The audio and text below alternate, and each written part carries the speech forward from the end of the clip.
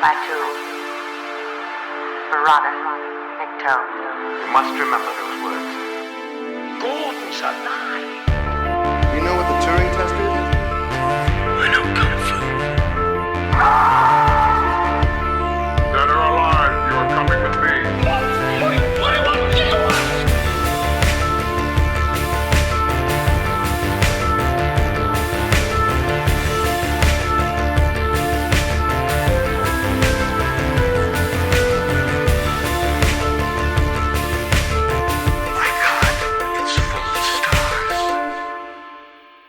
Ladies and gentlemen, welcome back to Stories Out of Time and Space. I'm your regular host, Scott Weatherly, and as always, I'm joined by Julian Darius. Julian, how are you doing? You okay? I'm feeling liberated. I'm ready to lead the sandworms in a rebellion, and I've been inspired. How about you? Yes, I have received the ecological message, and I'm ready to become a pacifist eco warrior. Yes. No, today we are talking, you probably know, we are back on our post-apocalyptic trajectory, second half of the season, and we are starting it with a Studio Ghibli Miyazaki film, Nausicaa of the Valley of the Wind from 1984, which, just so you know, is readily available on Netflix and other places, but that's where I picked it up. Yeah, Nausicaa. HBO Max over here. Okay, Max. cool. So it's readily available on streaming services. So just to read it, so warrior and pacifist princess Nausicaa desperately struggles to prevent two warring nations from destroying themselves and her dying planet. So before we start then, so Julian, what are your initial thoughts then of Nausicaa of the Valley of the Wind? The animation's nice. I do think that compared to Akira, which I was, quite down on, I think that the plot here is better. The animation might be not as cool. The visuals not as cool, not as influential. But I mean, this was made at least in '84. The animation's good. I think by the end, I'm moved by it.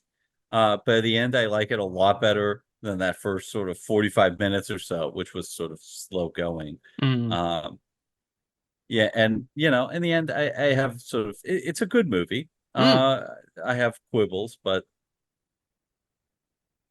about you? No, I really enjoyed it. It's interesting. You see about the animation. One of the things I really enjoyed the animation in this. I think it's I'm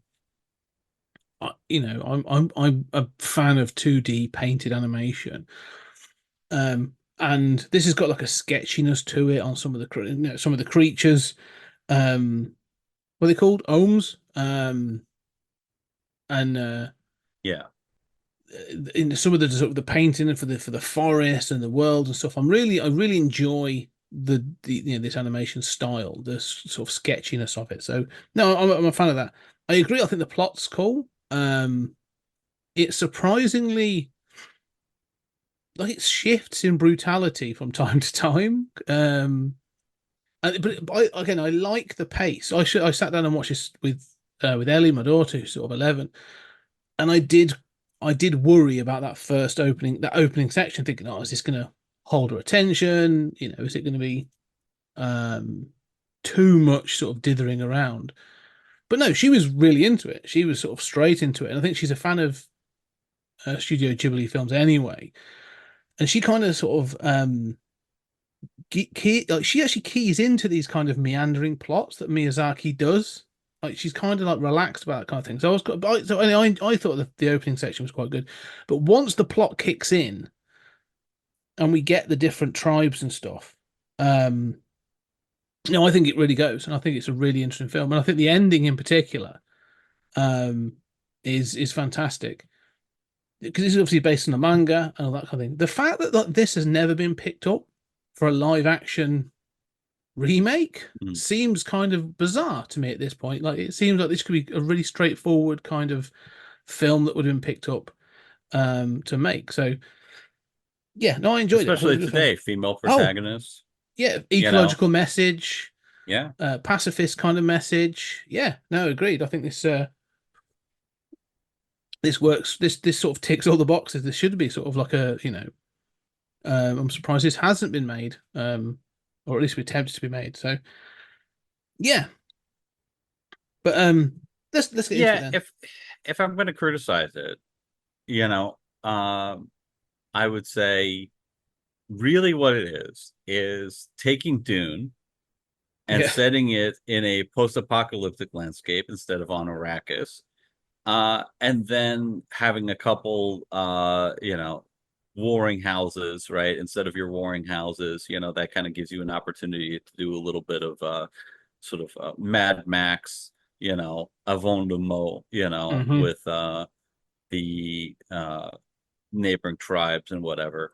Um, yeah, I mean, there are parts that kind of leave me a little cold, but the design works nice, and it's got a lot of heart. And I think the heart, that is where Miyazaki and Studio Ghibli, really just thrive, is just having a lot of heart and having, some great animation. I think, yeah, I think the heart to me that rests in the characters, and I think one of the things that sort of Miyazaki does is, and I'm not saying not all characters are well rounded. Like he is going to have some. There's some comic relief, and there's the villain of the piece in this is kind of two dimensional. But the heart of it, they will give you, like some depth and some well-rounded characters. And in this case, it is Nausicaa and um the lad's name, Asbel, who she comes across later on. And sort of, there's this idea of like, so Nausicaa of the Valley of the Wind, and Asbel is of one of the tribes.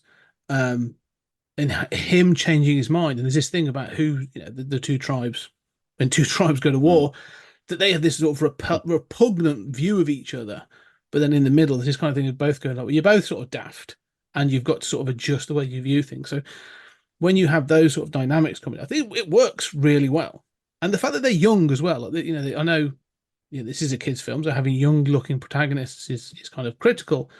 But yeah, I think it works. To me, I think it works really well. I was watching it and watching Ellie at the corner of my eye, and she was like bang into it, and I was sort of being pulled into it quite a lot as well. The Dune references are dripping off it, Yes. but but in a way that I'm not. It's not making it's not even homages. It's heavily influenced by, but not in a sort of a bad way. I don't think. Yeah, and I like the brutality. I mean, one of the things that I like the most about Japanese animation is its ability to do adult stuff. And I think this compares favorably to a lot of Miyazaki films, which, Mm. to be perfectly honest, I tend to think are beautiful but plotless, you know. And that's not totally fair, but to the degree to which they're plotless annoys me in a way that it does not annoy a lot of other Miyazaki fans. Hmm. And so, where this is a little weak on plot, it does annoy me, but I think this one pulls it off Mm. overall. Yeah, I think because it becomes so like I think basically in the plot there's a ticking clock introduced at the end, Hmm. and I think that shifts the tension and the tone enough that um that tendency of Miyazaki to be kind of sort of plotless and aimless in some cases, it goes away and it becomes a real sort of like, oh, we've got to get there, we've got to do this. And so I think it ups the ante a bit, which I think changes it. Um, I know what you mean by the sort of the drifting of things. One of my favorites, well, even the big ones. My neighbor Totoro is a big favorite of mine, but it's kind of plotless. It's kind of like, well, this Hmm. happens, then this happens, and then this happens. But even Spirited Away is a sort of a collection of I hate Spirited Away so much. it's a collection of vignettes of things that form a larger piece. So yeah, it is kind of the plot is one thing, but then other things happen within that plot. So I kind of like I know not kind of I do I like that approach. Um, And this has that probably for the first section. But it does also feed into things. Like it's trying to lay the groundwork of things that are going to come later on. And there is a level of you say about Dune, and I suppose she is. I mean, Nausicaa is basically Paul Atreides. Yeah. But instead of where Paul Atreides is a made up messiah, like Nausicaa isn't. She is, you know, she can basically talk to the insect kind of thing. Like she's a Doctor Dolittle kind of thing, almost. Yeah. Yeah, I mean, I think that, and the other thing is like the whole prophecy stuff is played down. It's there, especially Yes. at the end, Yes. but that's played down, right? So because it's so tacked on, it sort of feels like, oh yeah, that's the vestigial organs of Dune that you haven't quite entirely cut out. Yeah. But it's relatively inoffensive, right? It's not mired in a kind of like, imagine how bad this would be with tons of overlay of prophecy where you're like, I don't care about this fantasy world yet, and all these prophecies only matter if I already do, you know. So yeah, that's to its advantage, I think. I think it realizes that quite early on because there's like an old woman character who It's is the blind, yeah, and a seer. yeah, Go figure. yeah. I've never seen that. But she's the one that sort of spouts. Like she's, as you say, a seer. She's the one that holds all the law, and has two young proteges that she is sort of passing on that knowledge to, and there's all that kind of thing, which again is very rote. It's there in a thousand of the stories. But you're right. She sort of like pops up, like to say something every now and then, or to provide a little bit of wisdom, and then is put back down. You know, like she's not a key fundamental part of the plot. She's very much a secondary character. Yeah, and to the benefit of the plot, as you say. It builds up to basically sort of like an interesting moment at the end, which I want to get to, about the culmination of the prophecy and how prophecies are interpreted and all that kind of thing, which I think is interesting, but it isn't really sort of like there's no examination of it. No, it's not important to the movie. No, but it's an interesting point that like it felt like we'll get to it, but it was almost like they didn't do a. I thought they were gonna go in and examine this kind of thing, and then they just moved past it. And I'm like, oh, okay, maybe we'll talk about it. But going back to the beginning of the film though, I do like this opening section. There's an opening section of, and you are introduced to the sort of the fundamental points that you're going to have to sort of identify with. Like there's a narration that just basically says like 1,000 years have passed. There was this great catastrophe, and now civilization is existing in smaller and smaller areas because the world is covered in this toxic forest, and there are these spores that come out, and then we meet Nausicaa, and she's in head. Well, first you meet another individual clad head to foot in like protective gear, mask, and all this other stuff, and he sees a village that's been sort of taken over by these spores and all this other thing. So there's people have died in this place. So you know that there's a threat. This forest, when its spores are a problem, we know it's sort of causing a further problem. So the film sets the forest up as being a villain almost, like it's a part of the wider problem, and we don't know what the catastrophe is. It kind of is a tilt. It's an ecological disaster, but you will find out that we sort of caused it. Then you meet Nausicaa. She's going through. She's in the forest. She's got again protective equipment on. And as she goes through, she finds this massive shell of an ohm, and which is a huge insect, like based like a pill bug or like a big bug, layered sort of like insect thing. Great design, by the way. Made me think a little bit of Starship Troopers, like the brain bugs with all the things. brain worm in Starship Trooper. Yeah. But we find out that their shells are almost impenetrable, and they are used and forged to make the weapons and other things for the residents of the Valley of the Wind. So she's basically Rey from she's Rey Skywalker. She's Rey from Star Wars, and she's sliding around and she's sort of doing all this other stuff, and then she sees this Olm charging into the forest as she's coming. She flies back. I love her glider, by the way. I think it's really cool. Yeah. I mean, there's two things that we find out. These Olms are massive, they are dangerous, and they will charge. And when they are angry, their eyes turn red, and that is a way of identifying them. But and we also see that she's able to calm it and redirect it back to the forest. And so we meet for the first sort of time, hear him speak is Lord Yupa, who is a kind of mentor figure, but he's an old warrior. He is a sort of the Lord of Swords, which is very sort of the sword master, felt very sort of Game of Thrones. And he says, like, oh, she's basically, how special is she? Like, he's been away for over a year, and then she follows him back, recognizes who he is, and comes back to the village, and we get a second piece. I'm going to go up to this point. Second piece of information: he's got this little cat Pokemon looking thing that is angry, and it's been sort of, it was the last of its bunch left, that he's rescued it, and we find that she's also good with animals. It sort of, he's trying to encourage it. It bites her, and instead of reacting to shake it off or to aggressively, she lets it bite her and calms it until it lets go, and then sort of licks the wound. So we see that she's good with animals, and it bonds with her, and so she's brave, she's good with animals, she is the princess to be.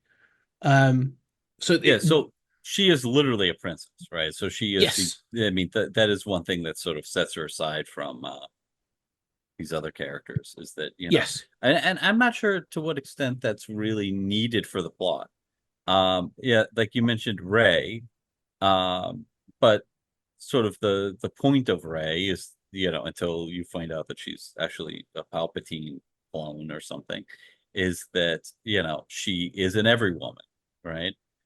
She's nobody. Here she's very much, Nausicaa's very much a princess. And everybody looks to her and looks up to her. So that is one difference. But I'm not really sure how much you need that for the plot. Really, people need to kind of like look up to her in order to listen to her and move the plot along. That's really only in a few places. Yes. No, I agree. It's a weird one because it's shorthand, isn't it, for what's going to happen? It's like, oh, she's the princess, so we have to sort of like, she has to be the protagonist in this situation. Like, she will take command. There's a lineage because her father, the king, will be killed. But we also learn that, like many of these other sort of young hero characters, not only is she's one with animals, she's brave, she's also kind of like, she's one with the people. When she gets back, like, there's a broken windmill, and she's able to sort of like scuttle out onto the roof and fix the problem and stuff. So her people love her. Like, she is loved of the people, that sort of thing. She's almost a Disney princess at this point. But it kind of, it feels, I'm not gonna lie, it feels a little trite to begin with. Like, I'm loving the animation, I'm liking the sort of stuff, but there is an element of, oh, this is all a little bit, too easy at this point. Yeah, and those problems won't entirely disappear, to be fair. I mean, I think that, look, I love animals. I love, her sort of overall pacifist, attitude, especially toward animals and plants. I really dig the ecological themes. However, the glowing red eyes, the fact that, like, this animal who's bitten her, is obviously a violent animal. All you need is to present yourself as willing to suffer, and suddenly it becomes the sweetest pet who never takes an aggressive action again. And that same sort of theme is going to go throughout as she's able to sort of magically calm things. And the old woman's going to say in the climax, like, there's anger in the air and all this kind of mystical mumbo jumbo. That stuff is straight up bad. And it's a problem, but you can kind of wince and squint and edit it out if you want. Yeah, no, I think I think it's there for a. I mean, the thing we have to highlight is this is obviously is a kids' film, and so one of the things that's why I was quite, my daughter sort of like she's becoming a little bit more media savvy and stuff, but she was into it, and I think what I was looking for is, and I asked her afterwards, like, what have you taken from this? Like, what is it that you sort of like, and it's easy kind of stuff. Oh, red is bad, blue is good, rage is the thing that the humans have brought to the planet, and you're trying to sort of calm it and da da da. Like, it is a little bit spoon feeding, but I'm trying to grade it on a bit of a curve because of you and I are coming and going like we've watched an awful lot of films, and there's things like that I'm sort of going like it's not great, but it's the same as Star Wars or other things where I'm going like, Well, and we did that's judge true, that. right? We're not gonna defend Star Wars here, No. But yeah, no, but I mean, I do think that let's not pretend that this isn't dangerous, right? Because the idea that like rage is this human thing, and the insects in nature are trying to cure the planet. I mean, a certain amount of that is okay, right? But I mean, look, animals are vicious monsters to each other all the time. Not all the time, I mean, but every day, right? Yes. Animals can be very nice to each other, but nature is red in tooth and claw. There's something to this, and I think that obviously it's probably a lot healthier to see ourselves as in a continuum with nature rather than somehow unique, right? Yeah. I mean, we are the animal species that managed to dominate the planet. I think yeah. Rage is not unique to us, right? No, it's not. But I think that this film is intentionally simple. I think that's the point. When I took from this is they are sort of saying, this film is an entry level film, right? In the sense of like messaging and it's good. Like you said, the ecological message is really good. But a lot of it is very sort of like entry level fantasy, entry level messaging, and all that sort of thing. So, I was still like heavily on board with it. I'm like, yeah, cool. I'm digging this. I'm in with this. But the thing you were saying about you are right. I mean, you're right. One of the things when she let the cat bite her, when she let the Pokemon bite her, and she's like, "See, you're not in. It's not. No need to be scared. No need to be scared." I got that, but again, as you say, you have owned animals. I have owned animals, especially dogs, and cats to a little extent. There's a pecking order in the household, Mm-hmm. and if that animal thinks that it's above you at any point in that pecking order, you have a problem. And so Yeah, if it bites you and you are submissive towards it, that animal takes that as a, oh shit, there's been a shift here. I'm in charge now. And those I can behaviors do this. Exactly. And so Yeah. I agree that there is an element of no, there's a pecking order. Yeah. And so that You're I right thought to point to Star Wars, right? Because it's like yes. the Force comes in two colors, Yeah. Oh, and I thought that. might I not definitely thought that. I was like, that rage might is not have Sith been and Lucas's intention, but that is how the mythology works, right? Like yeah, nature is good and evil, and those are yeah, two separate. Yeah, I mean, yeah. whereas obviously that's a human idea. But it's in here as well, this whole thing around rage. But I think it's more a case of that there are it's all about. I mean, it's not really shown, and I think future films of Miyazaki will show this better. Is this idea of industrialization of the human impact on the world Mm-hmm.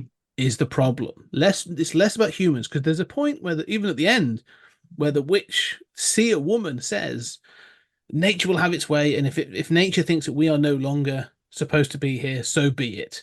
And again, is this sort of Mm-hmm. like there's this kind of like passive approach to nature will find a way, and you're like, no, that's not really how. Like if everything sort of had that of like well, if we're supposed to be extinct, we'll be extinct. Like that's kind of laying down and dying. That's not how nature works.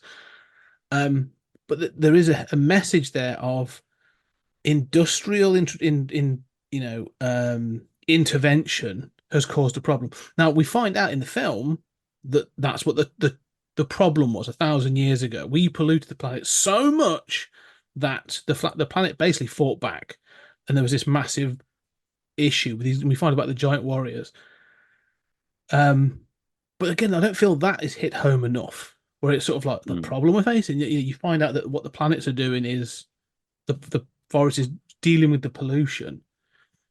Well, what I like about that, and you're right that this isn't really like an argument that is clear or drawn out in a really coherent way. But what I like about that is, as you reach the climax and you have these, two other tribes, right, that are at war together, and both of them are thinking in terms of winning, right? They're thinking in terms of game theory with each other on a human basis. And part of winning is going to be furthering an ecological catastrophe that will basically render all of them unable to live. But they can't get out of that kind of game theory, like who's going to run the human mechanisms of civilization, right? And that struck me as very much akin to, the real dynamic that we face, right?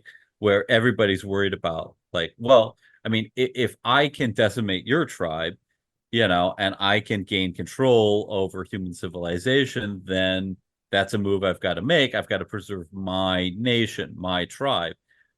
Yes, but the price for that might well be the decimation of the entire planet.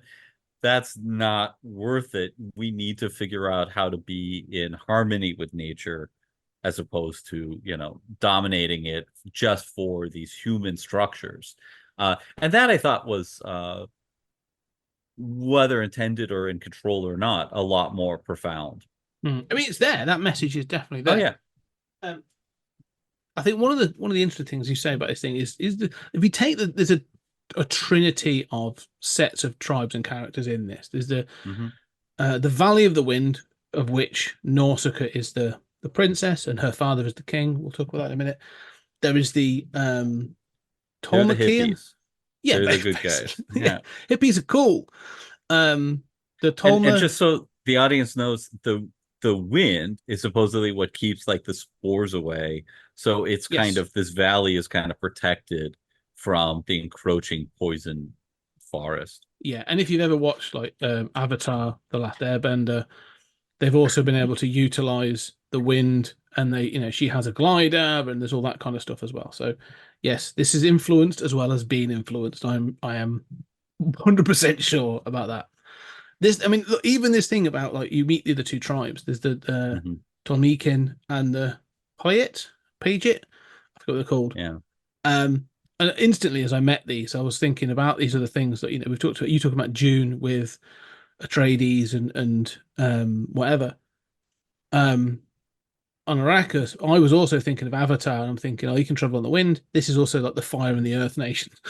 This is completely like, this story has been told 1,000 different times. This is Avatar. This is not just Avatar the Airbender, but like Avatar James Cameron, like this idea of like, being one with nature between two warring tribes and blah blah blah.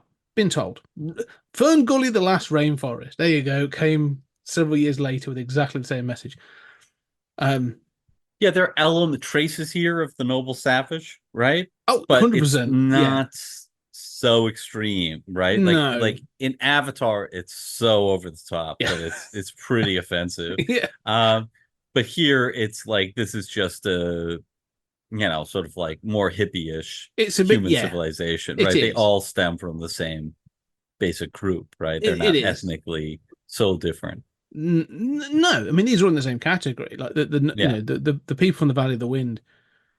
Even the name of it, it's just sort of like, you have these two tribes, the Tolmekin and the Payet, and then we have the people of the Valley of the Wind, and you're like, oh, this feels like you're tapping into kind of almost like, a certain type of, like say, of sort of noble savage of the way they describe themselves with nature and all this other stuff. So it feels like it's there. But one of the things that I was interested in is they're in the middle, the people of the Valley of the Wind. The Tolmekin And I'm probably pronounced that completely wrong. I've forgotten it. But anyway, Tom Kian, I've got it here. But anyway, I think those are that's like, right. yeah, Tomican. Good enough. They're the warring tribe, and they turn up and they have this leader, this woman who's like the lead general, and their instant response is to kill the king of the Valley of the Wind. And Nausicaa sort of like becomes John Wick, all of a sudden kicking everybody's ass. And so not only is she sort of, caring, also she's also a very proficient combatant. Um, but these people sort of like one of the things I thought was interesting is the different tribes we're going to meet. The Tomican, one of the things is when she challenges them about having killed her father, at least in the dub version that I watched, their response is, but he was bedridden. He was kind of useless. They're Hmm. very much about utility, and they want to win. They're sort of seen as sort of they want to build this um, unified area of sort of city states or tribes and stuff to put them between put them have like these satellite states between them and the forest, the danger. And I instantly thought about like Russia, and I was just like, oh, the satellite states of the Eastern Bloc. Okay, that's interesting. But they very much have got this presentation of themselves as being kind of war. Russia came up a lot, by the way. My thinking about to making Cold War Russia because they've Hmm. got massive ships, but they're all sort of badly built and all this other stuff. And the way they approach things. And then we have the Payit or the Pageit, it's about Pejite, who are also sort of battling, but they're sort of slightly weaker. They just want to be left alone, but they're looking to save the planet, while the Tomikin are looking to create this thing. And between them, though, they have this secret weapon, which is the remaining giant warrior of iron from 1,000 years ago. We sort of learnt that were created to fight some sort of battle 1,000 years ago when the whole thing went south. That sort of thing feels really unclear to me as to what happened It's there. very unclear. It seems as if that's in the ship that crashes in the Mm, beginning, right? So it the is. ship that crashes in the Valley of the Wind is a Tamican ship, Yeah. and it contains this weapon, and so that causes the Tamikans to invade, and they say it's too big to load in a ship and transport again for some Hmm. reason, so they have to, That was their even though biggest it ship. was, That was the biggest ship that's yeah, gone down. Yeah. very convenient. But anyway, so they have to occupy the Valley of the Wind for this reason. Yeah. So they find it, don't they? And it's sort of this bubbling sort of like mass of organic matter. But the Tomikin want it because they see that they can destroy the forest with it. It's whatever it was that these things killed the Ohm 1,000 years ago or battled the Ohm. So there's this battle between these two tribes. One of them wants to use it to save the planet, but they're not sure how. And the other wants to use it to basically create this area and have a defense against the forest. It's a little, so, but the thing is, I like the fact you've got this dynamic, but it does feel a little unclear as Hmm. to their motivations, really feeling like their motivations. But actually, that also felt kind of honest in that, like, sometimes motivations are a little half baked and people get behind it for the wrong reasons. Um, I think that one of the things that bothers me most is the presentation of Nausicaa as a pacifist. And yes. I'm always bothered by depictions of pacifists in especially children's literature. Um, they tend to preach a good game, but Hmm. always are inevitably violent. Yeah. But I mean, this is a dynamic that is true in pacifism in general, right? Like, and I don't mean as a strategy, like Martin Luther King to fight for civil rights. I mean, you know, Martin Luther King was aware that what he was doing was violent to society, Mm. that society needed to be disrupted. Um, but when Gandhi cut off the power, if you cut off the power to a place, people die, right? Yeah. I mean, this is not an inherently nonviolent act. And Nausicaa, although she says, like, too many people have died, we need to, even though her father has been killed, she's appalled by her own violence in fighting them, that she sort of suddenly becomes a ninja. I will say, especially in anime, in Japanimation, I almost said, in anime, one of the things that I hate so much is the exaggerated responses to everything, where it's like, oh my God, I unleashed the fury within. I will never do that again, and extreme foreshortening and, musical cues. All of that's absent here, and it's to the credit of the film. And yeah, it's typical Miyazaki, but it should be pointed out that, like, it's done well, but obviously she's capable of violence. She has her own rage behavior, right? But there are points as the plot goes on where I think she's incredibly self-sacrificial, and somehow that magically works out according to the force like structure of this universe. And that irritates me. Yeah, well, I think this comes to this thing about there are a couple of occasions where she's saved because of the threat of violence. And I find that kind of creates a get out for pacifism, if you know what I mean. So this first encounter she has with the Tomikin, like they've killed her father, and so she goes off on one, starts like jumping around, and I think it looks good. I mean, again, I enjoy the animation, I enjoy the fight, it looks good, fine. There's a later fight on a Tomikin. She straight up kills people. Oh yeah, no, she does. Yeah, yeah. There's no She's doubt a in that. straight up murderer. Yeah, well, she is, like, because but it happens again later, like during the escape from. She's on a Paget ship, and she's about to sort of, the ship is invaded by Tomikin, and the fighting is going on, and she's trying to sort of avoid the fighting. But the reason that she's able to avoid the shop is because Lord Yupa arrives, and because everyone sees him as the main threat, they turn to him, and they can see that he's the warrior, and he is the sort of thing. He is the Lord of Swords or whatever.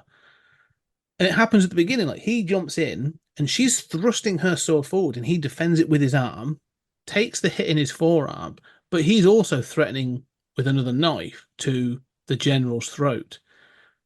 But because of who he is, everyone's like, stand down, because this fight is over, sort of thing. So pacifism works because somebody more violent is there.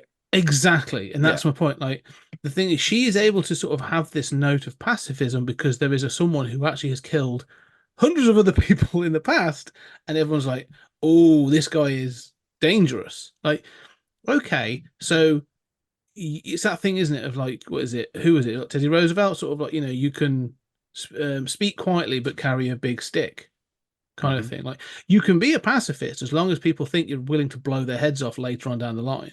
Or you've got somebody else that's willing to do it for you. Right. It reminds me of like a Lifeline on the old G.I. Joe cartoon, where it's like, he's a pacifist, but he's able to get out of trouble time and time again because he's got a team of combat people who invade and get him out of trouble. That's right.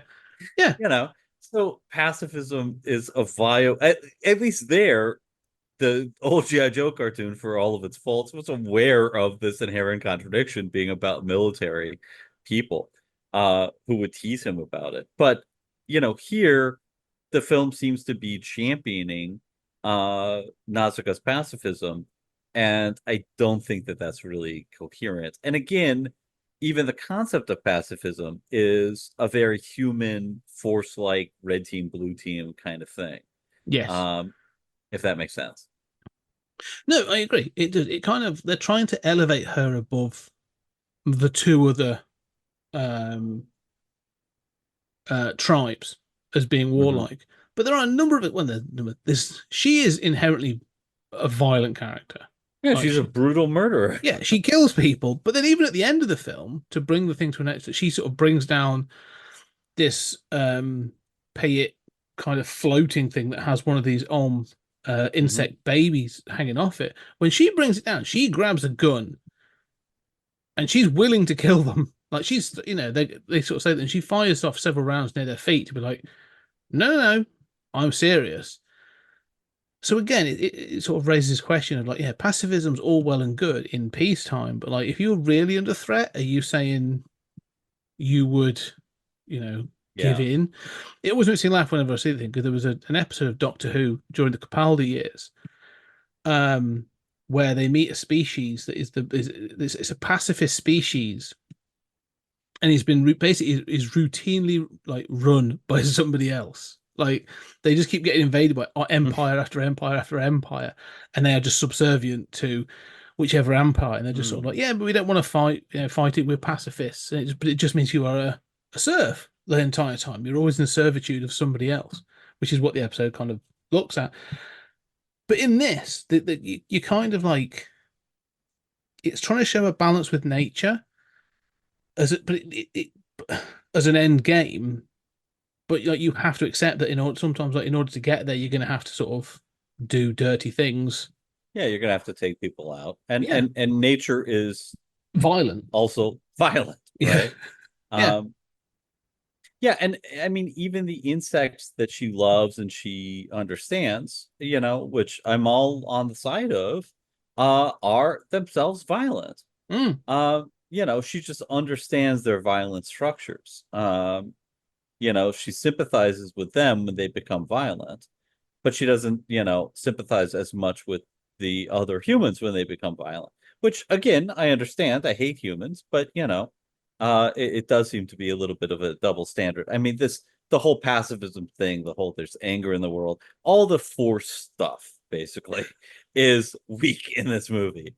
But again, you can kind of like much more than Star Wars, you can kind of like blink and miss it. You can kind of bracket it out better here. But she does have that kind of like plot armor, right? Where she's a pacifist until she has to wield a gun. But don't worry, they'll surrender and do what she wants, so she doesn't have to actually kill them, because that would hurt her character. Yeah, I mean, she will survive lots of stuff that she shouldn't, Yeah. Well, she literally gets shot. I mean, there's several times where I don't know. She literally gets killed. Let's be clear. All right, yeah, she gets killed at the end of it. Okay, let's address something then at this point, because this is obviously coming from, and I reading about this earlier on, like, they were like, oh, there's Buddhist ideals in this, and there's all this and that other thing, and I'm like, yeah, there is. That's fine. There's also an awful lot of Christianity in this film. Like, she comes off anytime she jumps off her glider, she sort of forms a cross Christ-like pose as she falls and sort of levitates down to the ground, or when she does it off the ship and all this other thing onto this thing, this bucket thing later on that's holding the what's it baby. She is killed and resurrected in front of a horde of people, to this idea, to the ideal of like, oh, she is the way, she is the savior, she is the prophecy by alien brain bugs, just like Jesus Christ was. Exactly. That's the the classic image of the troopers, Christ with the two thieves next to him, and then there were the brain bugs rising in the Renaissance art behind that them. was it. It's Verhoeven. I would love to see that, by the way. Like Verhoeven 13 chapter 30, chapter 13 verse 4. But there is this, you're right, yeah. There's definitely this sort of Christ-like messaging going on here of she you come back 1,000 years after this film, then there is Nausicaism as a religion. Yeah. There's a version of this where she is deified beyond this point, and becomes a religious figure. And guaranteed they'll be busy killing each other over whether or not that resurrection really literally happened or not. Or was she really a princess, or was she wearing a blue dress or a green dress? Like, yeah, that's right. Gotta murder you. Yeah. That's the sequel. Yes. Yeah. Nausicaa in the Valley of Death. But I don't know. It felt very Christ, like the resurrection and all these other bits. And again, I did think about exactly what you're saying. Like, there's like, oh, this is, all these people are now going to worship her and she has an army of brain bugs that she can launch on people at any point in history. So I don't know. It felt again a little weird when I was watching those moments. Yeah, I mean the force again, it's the force stuff. It's Mm, the contradictions. Is I mean, yeah, you literally do get the ending where it's like, for she is the Quasar, yeah, Uh it yeah. just isn't said in bizarre terms, Well, so it doesn't okay, feel as you are exactly right. One of the things that this film, let's stick with this divinity kind of messaging that it gives to Nausicaa. Throughout it, she's able to calm the beasts. She uses the bull roarer thing at one point, and then she's able to do that, and then she sacrifices herself to save other people by bringing back the child, the baby home. All these bits and pieces. She's been to the underworld, okay, Mhm. where she has traveled Yeah. under, and she's actually been to the underworld and traveled back with a message of learning like why water from the wells is pure, but the seas and the rivers aren't. So there's all this sort of like, and then at the end of it, during the credits, you see the people all coming together, and you're teaching people they're teaching the Payettes how to glide and all this other stuff, right? And then it goes back to the underworld, and you see her mask after it was been trapped in that quicksand from earlier at one point in the film, which we'll talk about, and there is a shoot of green, and they're like, Yeah. oh, in Magic. magic. In Yeah. this, she is now associated with the birth, the of life. That this is a shoot of life, and it's linking her with it. So it's there. Like the messaging of her being deified through all of this is there. Like she is. This is all of these kind of stories have happened before of some deity traveling, or a saint or a prophet, if you will, going to these places. This is a prophet story, actually, really, isn't it? And then I have to say, this movie, like, I love what you're saying. I love the underworld thing, right? That's brilliant, right? mm, It's the descent into the underworld from mythology. How much better would this movie be with a Mad Max like framing device? Yeah, where it's like they're all worshiping Nausicaa in some weird way, imitating her dress, all this kind of mm, stuff. It's a couple hundred years later. It's indeterminate. There's green around them, and this is all their mythology, so we can excuse all of these kind of magical moments and sort of wonder who was that person really, right? There was some historical person, but who knows what was real and what isn't. so you're saying a bit Then like it the excuses all of the Force stuff, right? yeah. So you're saying a bit like where like with like the Road Warrior, where you have Mm-hmm. the Savage Boy sort of saying like the Road Absolutely. Warrior walked into our lives. This is what happened. This is how I remember Yeah. it.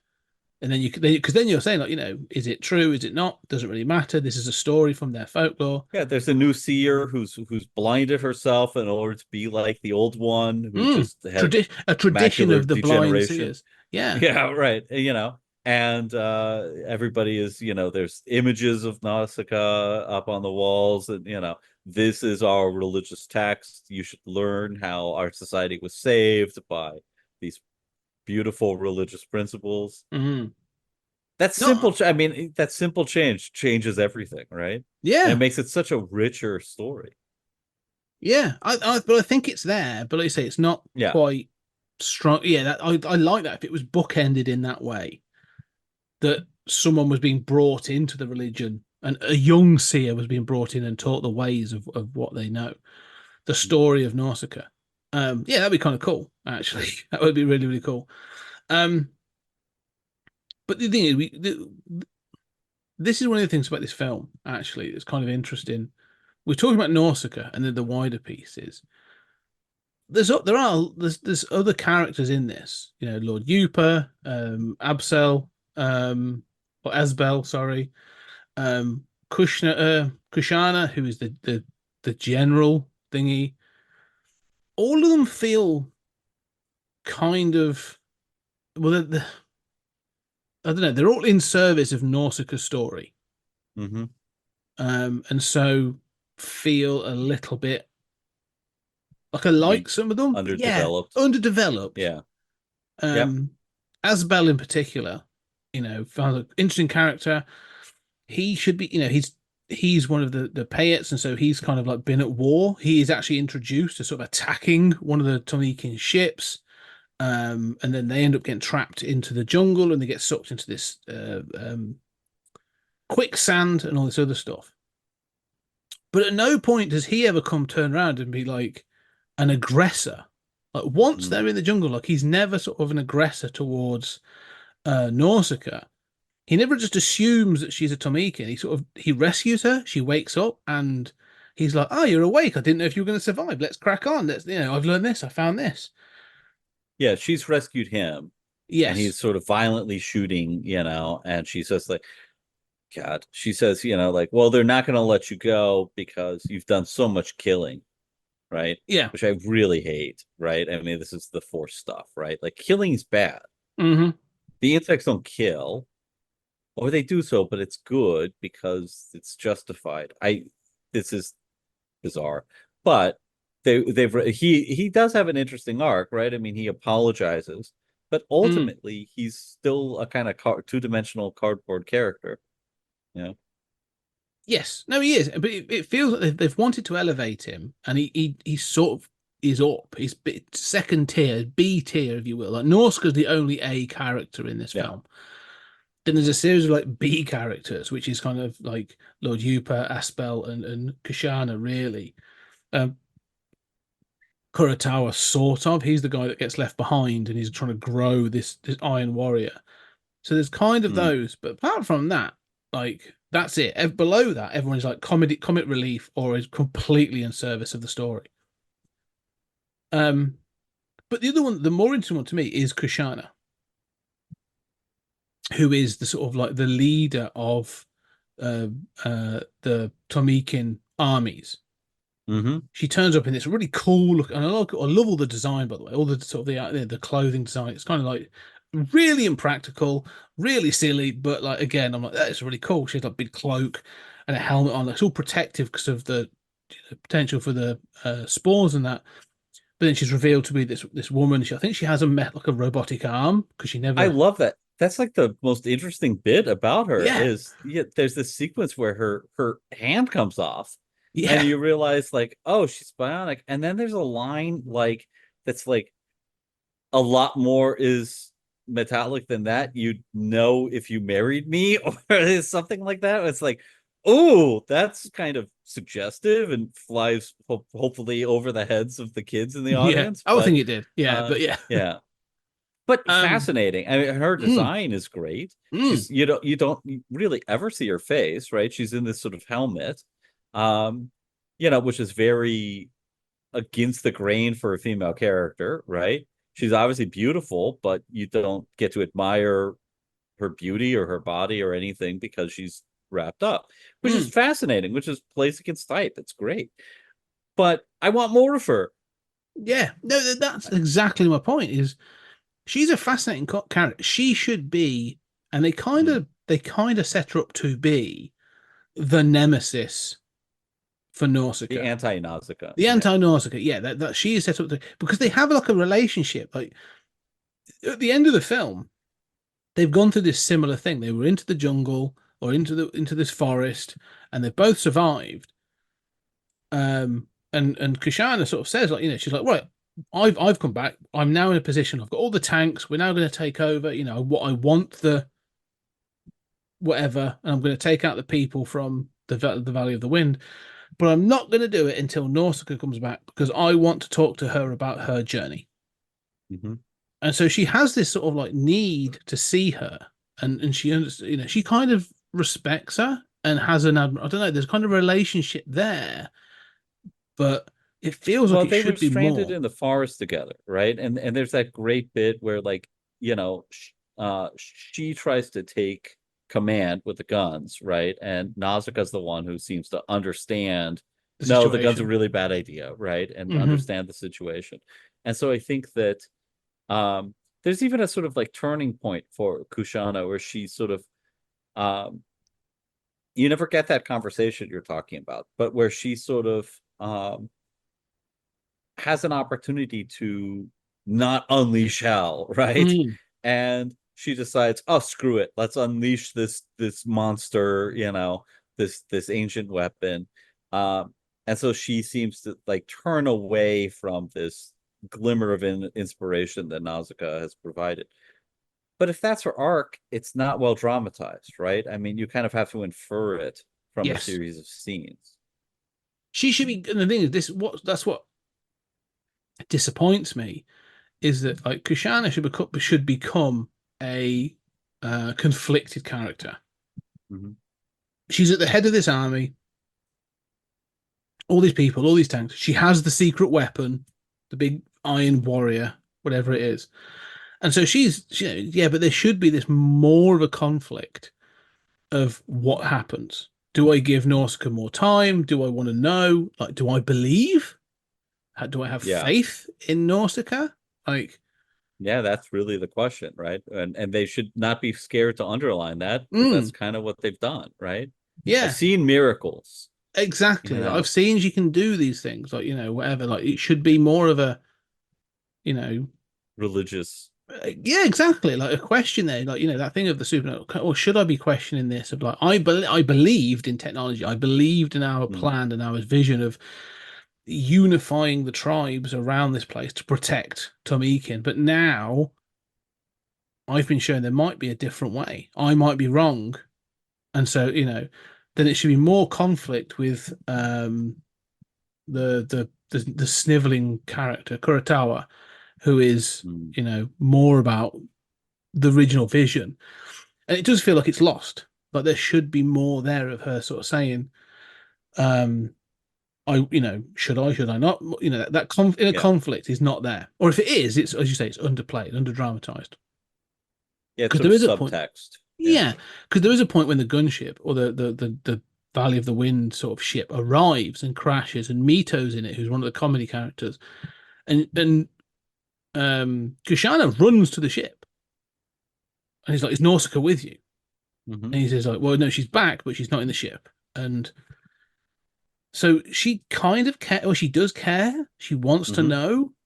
I don't know. Yeah, that should be an area that should really be, shown to be in like her conflict of that sort of thing. She Yeah, should and be it's a much fertile more interesting. ground, right? Mm, I mean, because she is the sort of potential disciple, but also like if you're going to articulate your vision of how humanity can change, right? She is the one to do it, mm. right? Because basically, Nausicaa is from a tribe of hippies, right? They're not causing the problem. They don't all understand the forest the way she does, but they're not part of the problem, at least. The others are trying to dominate and control and see the poison forest as the enemy that must be obliterated, and they don't understand that that will actually lead to their own deaths and would actually be obliterating the healing that's gone underneath the forest. All of this is rather convoluted, but at least they represent you're saying like technology, that's true, but technology is very tied here to a sort of, uh domination, you Hmm. know, um a kind of political domination and a feeling that something is bad and therefore you burn it down, right? You destroy Mm. it. It's a threat to you. Um, Whereas Nausicaa sort of sees, in theory, the shades of gray, right? That like, well, it is a threat. You've got to burn off these spores if they get into your area, but the forest is not all bad, right? So in theory, she sees the shades of gray, although really she is a force character who it's good or bad, it's pacifist or not. Mm. All of this is more convoluted, but actually teasing out um I want to say Uma Thurman's character, Kushana, Yeah. would allow you to explore these themes a little more coherently or force some coherence on them Mm. if you developed her as a character. Yeah, I mean, I like the way you described her as being the first potential disciple. Like Mm. she's the convert, the one that becomes the true first disciple of Nausicaism, if you will.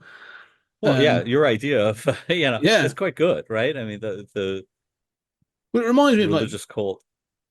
Yeah, no, it would become, wouldn't it? But it reminds me a little bit of like Benjamin Bratt in Demolition Man as well. The character there of he's the Alfredo Garcia, and like he's the most uptight, kind of pacified, controlled cop, and then goes to the underground. And when not I'm not using the underground, but like he goes down to the scraps, meets Edgar Friendly, and then at the end of the film you meet him, and he's sort of like fucking A, and he's all covered in dirt, and he's wearing tires and all that kind of shit. Like there's a similar thing there, isn't there, of being exposed to an idea and absorbing it, and then questioning your own sort of place and stuff. And I feel that more could be done with Kashana in that way of, like, oh yeah, what can I do with this army? Like, should I be doing this and other things? Um, Yeah, she needs to have more of an internal conflict before she unleashes the secret weapon, right? yes, I mean, like she needs to say, sort of Nausicaa, I want to talk. Why do I want to talk to her? She seemed to promise another way. I saw the efficacy of this. Maybe we don't have to destroy everything. Where is she? Right? yes, And I can't wait for her any longer. I have to ensure my tribe's survival, right? The best I can. A little bit would go a long way. yeah. Oh no, I agree. Developing her and underlining these themes. Yeah. Now this is based, or there was a 12-issue manga written alongside this. I wouldn't be surprised if Miyazaki added more of this into that. I don't know, not read it. I read it a long time ago. Okay. Yeah. But the other thing I wanted to do, as we are sort of focusing on this point, the thing is that's interesting is when she does die, she's sort of like the Ohm are battling across this expanse coming out of the forest, and it's a sea of red eyes. They're all sort of furious. They've been set up because the Payet have stolen a baby Ohm, and they've got it sort of dangling on a ship, and it's got like screws and stuff into it so they can carry it around. I mean, it's kind of brutal when they sort of see it. It is brutal. Yeah. It angers me. Yeah, it's a well visualized. I kind of liked the way they did it. And she sort of and Nausicaa battles to sort of get this thing back and to protect it and to calm it down, and she does. She presents it. Eventually, she presents it back to the charging herd of Ohm, but she's also killed in the process. Like the Ohm literally charge over, like, and she goes tumbling. It's kind of funny. Unfortunately, the way it's visualized is kind of comedic. She sort of spins over the top. But all of a sudden, from a distance, and there's a great line where it's been viewed from above. Asbel and Lord Yupa are seeing it, and they're like, "It's a sea of red," and all of a sudden, like, it's turning blue. So we know it's an easy, color indicator. And there's a circle as it expands, and in the middle of the circle is the baby Ohm, and also the body of Nausicaa. And the baby Ohm sort of creeps up to her and starts sort of like, its little legs and tentacles are sort of feeling her, caressing her and sort of like, checking she's dead or whatever. Caressing her with its tentacles. Yes, very, yeah. We're going into a different kind of anime at this point. I didn't say anything. Yeah. But then she is resurrected by these Ohm. That all their tentacles. All their tentacles enter her, and the air, and then the tentacles get really excited, and then they start to glow. Well, and that gives her life. It does, yeah. I'm going to completely go past the innuendo of this whole situation. But I don't know what you're talking about. There's two. This is foreshadowed because when she's in the woods, like, they know her. She presents herself like when they crash into the forest. Kashana fires a gun, and these Ohm come out of the water, and she sort of presents herself again sacrificially. Presents herself to the Ohm, and they sort of like sense her, and they sort of like, and they're like, oh my god. But by knowing her, they sort of back away and back off, where she sort of like she protects the group. They do this similar. And when you thing. Say knowing her, you don't mean in the biblical sense. No. Okay. Although this film does, again, there's a line, that grey line you're talking about. But she is resurrected. Okay. And it's very, as you said, glowing yellow gold thing. She's risen up, her wounds are healed, and she walks across. She dances and walks across being held up by these tentacles, giving her a path to the people. And the seer sort of using her young protege says, "What do you tell these old eyes? I'm blind. What do you see?" And they say, "It's she's wearing a blue dress I've not seen before," which is ridiculous because she was wearing something similar at the beginning of the film, but fair enough. She's wearing a blue dress I've not seen before, and she's walking across a golden field of whatever.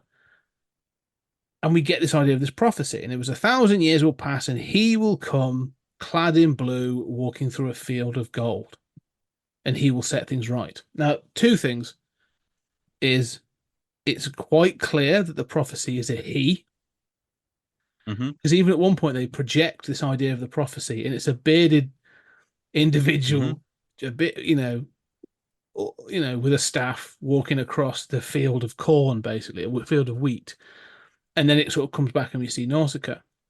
So that's one thing, is the gender sort of like thing of that I was interested in. But the other one is how quickly, like, it kind of reminded me of, and I know I also go back to Red Dwarf, but it kind of reminds, because this is kind of thing when these things get parodied and you go like, okay, they've kind of taken the mickey out of this already. But this is Red Dwarf came after, but like, like the cat prophecy of like Cloister, he has come. Is he wearing the sausage and also the sacred? Is he carrying the sacred sausage? The sacred, yeah. And that's again, it's like, is he wearing the sacred bib? That's it, yeah. And you're sort of like, there's a silliness to this because then again, a blind seer, an old blind seer, asking an idiot to tell them what does he see. It felt like that again and the blind woman just instantly said, "It's the prophecy. 1,000 years have passed, and this is our savior." And it clearly is. The story has told us everything that this is the case. But the fact that the movie wants us to believe this, yes, right?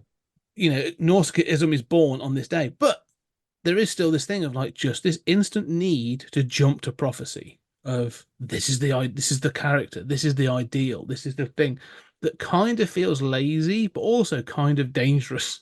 Where now we are, well, prophecies are kind of silly, and how many times we prophesied the end of the world or the resurrection, the rapture or the resurrection, including by Jesus in the Gospels, that the world would end in his lifetime or the lifetime of those listening.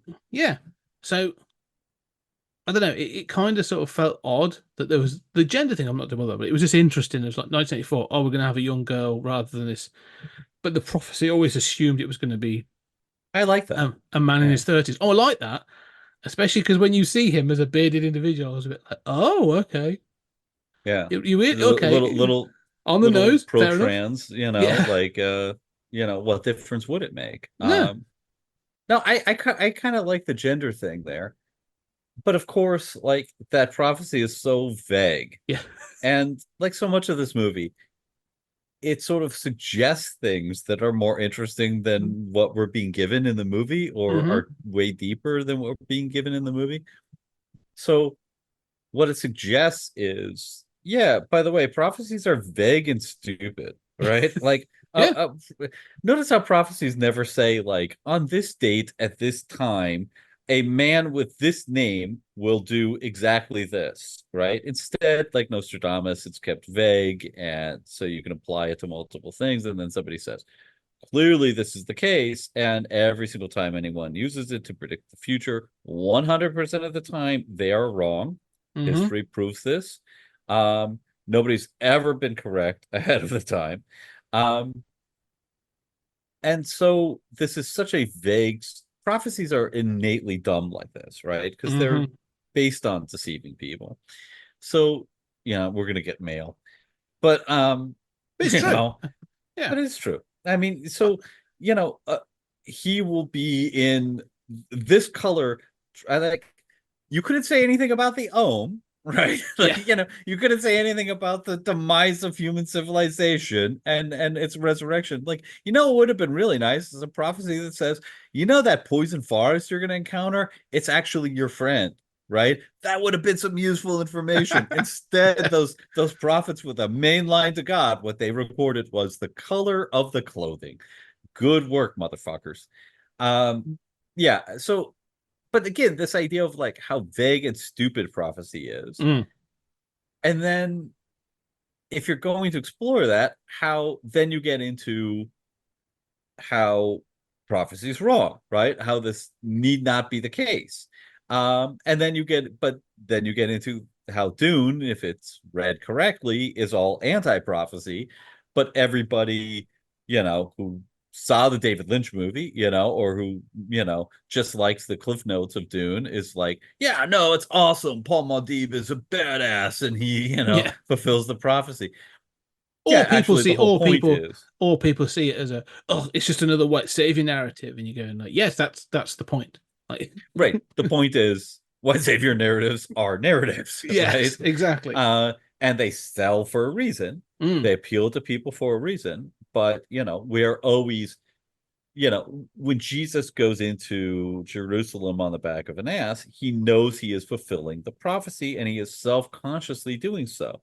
This is not a coincidence. Hmm. He is announcing, I am here to kick the Romans out. I am the Messiah. And everybody knows it at the time, right? Mm. Um, this weird way in which prophecy winds up distorting our actions. Nausicaa doesn't really want to get into that, right? It just wants to say she is the Quasar Zadorak, that's the end. Nausicaa is born. Mm. Um, yeah, and so I sort of feel like I like the sort of trans element there, but I don't, I mean, it works for what it is, but it's really just this weird addendum latched on. And we've already seen that she is a messiah in the movie. I mean, she at least has miraculous powers. She has delivered the people. She has prevented another apocalypse by letting the forest be burned. Yeah, so I guess we're supposed to just believe this, but then what's going on behind the scenes, like what gods have given Nausicaa this tremendous power, is more interesting than the narrative. I don't know. Yeah, I don't I know. have I think there's ambivalent feelings. well, it's one of those interesting areas where um because she has powers, but it's never kind of supernatural, is it? Like well, it is because she's able to connect with these animals and she's just learned. But she's like, but it's never kind of presented wholly as being supernatural. Like she can't turn water to wine per se. It's more of a Mhm. like I'm in tune with nature. Like I am one with nature. The hippie, as you said, sort of the hippie approach. This is a case of no, I am one with the surroundings, and therefore I'm able to work with and a part of that world rather than against it, as in the Tomikin and the Payet. Like that's the position. That's the deification. Is this thing of being I am one with the nature rather than walking on water. Um, However, as you say, then what I would find more interesting. I'm just sort of thinking about this Dune comparison, and so we have, as you said, the Dune is there, but you have like the blind seer who's providing um, the what they called sort of like The Bene she's Jesuits. sort of like the Bene Gesserit kind of The thing. entire Bene Jesuit are It's one old condensed into woman. one Yeah. character. Yeah. But like you don't know her history. Like you don't. She sits at the side of the king. She's a royal advisor at the beginning of the film, but you don't know her order. She's just an old seer. She's like, oh, do they know me? I'm an old seer kind of thing. Like she's almost like a comedic character at points. Yeah. But you don't know What you like haven't seen is that she has actually been manipulating the royal bloodline to for produce years, for Nausicaa for generations. generations. Yeah, but you don't know this stuff. Like say, well, what's the order that she's with? Where is her? Where does she learn this prophecy from? How does Hmm. it all work? Hmm. And so she represents the Bene Gesserit. Lord Looper is clearly like the Gurney Halleck kind of Hmm. character. Like he's the Hmm. military, he's the swashbuckler, he's the thing, and he's the mentor of um Nausicaa. But he's also kind of like to the most part the skeptic, where he's like the practical one of going to jump into the fight and be like, no, we've got to deal with the politics of this, and this is how this works. Can I just point out he's played in the English dub by Patrick Yes, Stewart, yes. who played Gurney in the 1984, the Lynch same year Dune. this came Yeah. out. Yeah. Yeah. So I realized I make a correction. I said that the the English dub was 2005. It wasn't. It was 2003, when Disney acquired the Ghibli distribution Mm. for America and the West, basically. Um, so yeah, you're right. He's playing exactly the same character he kind of he played when this film came out in 80. The fact that this also came out in 84, wasn't released in the States in Mm. 84, but was released in 84, the same year as Dune's David Lynch's Dune. Kind of interesting. Um, but yeah, no, the Dune references are all Go over on, the yeah, film. go on with the. Was there more to that? I'm quite fascinated by this. I thought the same thing about the Benny Jesuit. I wasn't thinking. Yeah, as soon Well, as you brought it up, I was like, oh yeah, that's Gurney, right? yeah, but So, well, the difference is, as we've sort of said, that with the Paul Muad'Dib character, what you get with you've got the Bene Gesserit, you've got like, but with Chani, she is basically Chani, mm, is what she actually is, taking the role of Paul Muad'Dib, where you have Asbel, the other boy, who should really be it should because the Paul Muad'Dib character is an external party coming in to fulfill a prophecy. Well, she's the fact she's always been there. She was born into the prophecy, so that's where it mm, kind of breaks the hmm mold. But you still have this character of the two young people. I'm not saying hmm they're falling in love because there's not shown that they're having a sort of a romantic relationship, but they are connecting. Oh, boy and a girl. One is of the let's call them the indigenous or the more sort of nature the, attuned yeah. people, So the Fremen the are the Fremen, Valley of the Wind, right? exactly. And then you have the external parties, and Asbel acts as he is the person that is able to speak to the external tribes because he is one of them, but he is attuning himself to the way of the Fremen. Right. Yeah. Yeah, So that's right. yeah, And yeah, and yeah, the whole Ohm sandworm thing is, pretty exact.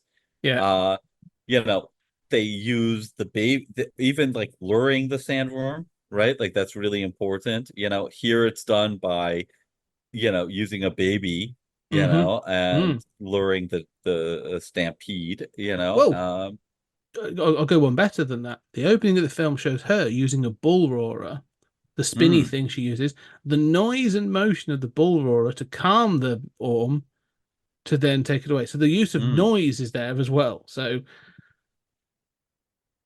there is Yeah, the it's pretty close. yeah.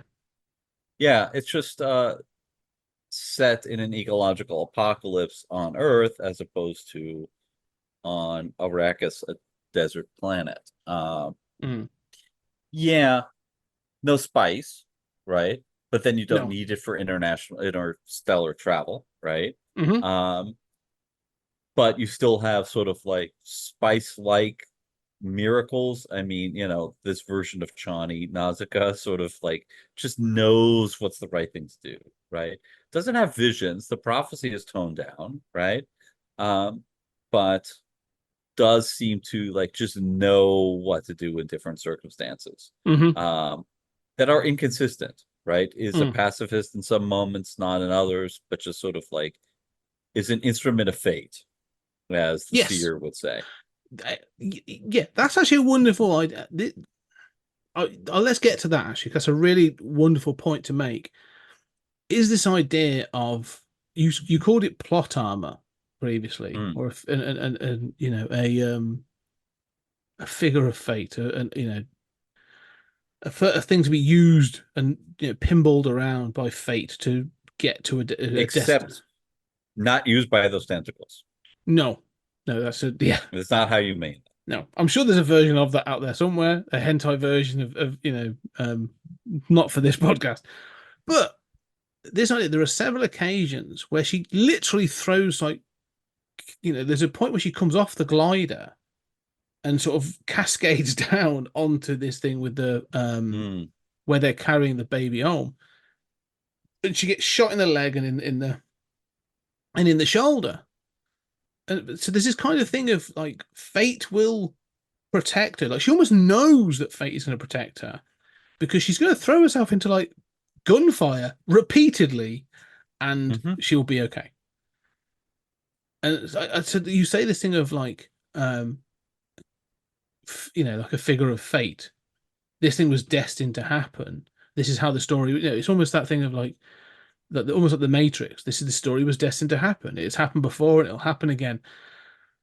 Battlestar. Yeah. Yeah, exactly. It feels a little bit Yeah. like that, doesn't it? Like Nausicaa is this kind of figure. Like she is protected, but then are we then getting into again a supernatural? Oh, there's another force that's trying to lead to this event so that we can join in harmony with the world. Like, Yeah, and I kind of, I don't know. I mean, Star Trek has some of that same sort of like cowboy chosen one sort of a version of fate I where mean, it's Star like, Wars. Or no, I mean Star Trek, like, oh, okay. uh there's a light version of it in Star Trek, which is Mm. like, Captain Picard or Captain Ah. Kirk, just will beat the odds every time. The Hmm. history of the galaxy pivots around these great men, Yeah. who somehow can do these things. But then there is the sort of like more full-on fate version that's sort of like in Dune, that's in Star Wars, where you can sort of feel that these things were the result of some kind of cosmic uh destiny, as opposed to just a great man who other people Mm. know to defer to, or the universe knows, yeah, we're not going to kill Kirk with random gunfire, right? I Just mean, a that's bridge. No, we'll kill him with a random bridge instead. yeah, that's true. Yeah. Well, once it's his time. Yeah. Um, Yeah. I mean, but I mean, there are those moments like when they find the world underneath the poison Mm. forest, and it mirrors Nausicaa's experiments. I kind of love and hate that sequence with the experiments underneath the ground in her village, where it's sort of like, is she a scientist? How have you She's done a bit this? of And everything. Yeah. yes, well, she does have that kind of Mary Sue quality. Um, but yeah, and I'm thinking like, why haven't you told anybody Yeah. any of these things? Like, and then why would you kill this beautiful thing that you've made because your dad died? That sort of irritates me. But then they find that mirroring that underneath the poison forest is this great, area. The poison forest is very sort of Cobra Law from G.I. Hmm. Joe, the movie. It's really cool in its design. And this sort of place underneath with essentially the entire poison forest is a kind of canopy above Mm. this. But then I think, yeah, it's like a mile up. These trees are ridiculously tall. There's, an entire forest. Like, you mean to say that like all this swamp water, there hasn't been a pinprick in this canopy that lets all the swamp water fall? They have literally fallen like from this canopy. They're perfectly fine. Hmm. They don't Oh have a yeah. bruise on them. I mean, that's where, it's stuff like that, I know. Okay, so then you say, well, this is actually symbolically the underworld of, this Christ-like, Zack Snyder like journey. But then we To need the reveal the framing truth. sequence to say this is Yeah. Well, not meant to be exactly. taken literally. Yeah. No, but I mean, it is. I mean, if you're going to take this as a, I'm pretty sure Campbell or so, there's some. I mean, it's not the Oh yeah. Campbellian, heroes. I suppose it isn't to an extent, but she wasn't unwilling. Like she just took it on. Mhm. There's a hero's journey here, but there's a medieval Christ figure, sort of like saint's journey. Part of it is having the truth revealed to them, usually by going to the underworld. And it's Mhm. usually the thing is when in those stories, it's usually even like the I forgot- Aeneid. yeah, and Ed, yeah, goes to the underworld and talks with some of his ancestors, his father, and all sort of stuff. Mhm. They are given a truth. They are given these things. And in this case, she finds out about the purification of the water and the soil and all this other stuff, Mhm. and then returns to the surface to be like, oh no, this is the truth that we have learned. Mhm. Um, but The you're right. deeper spiritual truth. Yeah. Yeah, but again, you are right. There's a framing sequence. Yeah, there should be more going on here, especially let's say, how deep is this? How does it kind of work?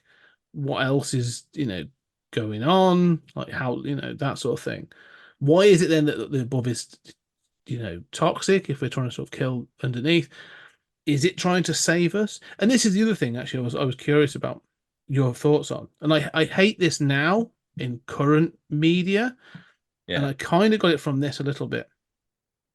When you see ecologists and eco people saying like the world is dying, and all this other stuff of like, we've got so long before the world will do this, and you go, yeah, yeah, cool. Well, the world's not dying. No, no, no, no, no, no. We're making it so we can't inhabit it. Right. But the Earth will carry on, and in probably a couple of thousand years, it'll be back round and it'll be fine. So, kind of what you're saying is we're screwing it up for ourselves, but the Earth will look after itself. It has done before, it will do again. I'm less bothered by that rhetoric in part because we're going through such a mass extinction right Mm-hmm. now.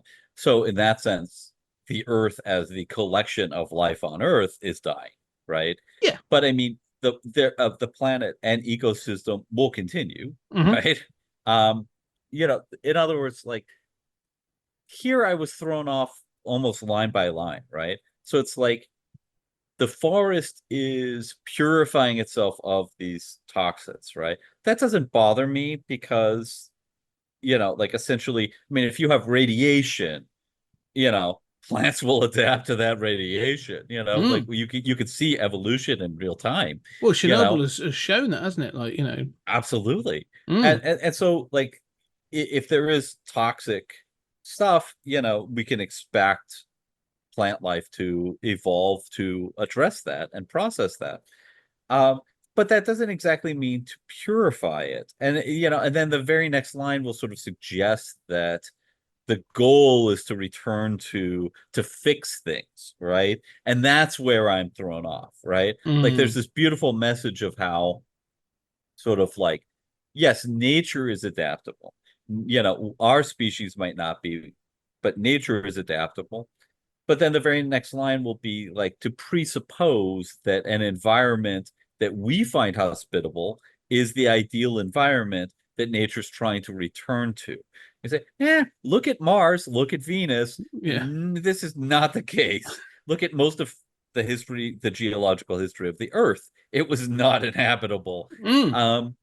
So then I'm kind of thrown off. Then there's that anthropocentrism, right? It's like, because we are confined in these fucked up mammalian brains, on the one hand, we want to celebrate a view of nature outside of ourselves and pinpoint its adaptability and get outside of ourselves. But in the very next phrase, we're returning to this anthropocentrism of like, nature really wants to make sure it's a nice home for us. That's it, yeah. Well, it's a bit like the creationist idea, isn't it?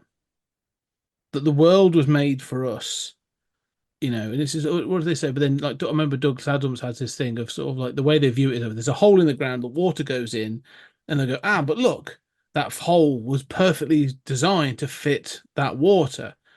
And you're like, no, no, no, the water is adaptable to fill the hole. And so life and things will always find a way to adapt to whatever the environment is. But that does not mean that it's the same thing adapting all the time. Some things will die off and other things will grow.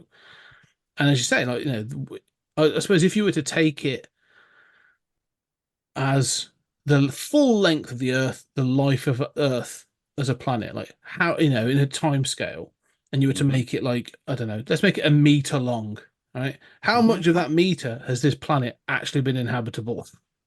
By humans, yeah, for less Oh than no, half. Yeah. by anybody, by going back to like dinosaurs, like if the Well, planet's well, there 13 and a was half, single cellular life yeah, for okay. most of that, by my understanding. Let's say Single large. cellular life, but actually, even just life on Earth, Mm, half of it is single cellular. Like, yeah. the entire of that meter, you're halfway through before you Mm. get two cells, man. Like, and like the early, like it's volcano world or and then it's ice world. Like, I mean, it's nothing that we would recognize that we would die instantly in. But I mean, even that life is alien and weird, right? Yes, exactly.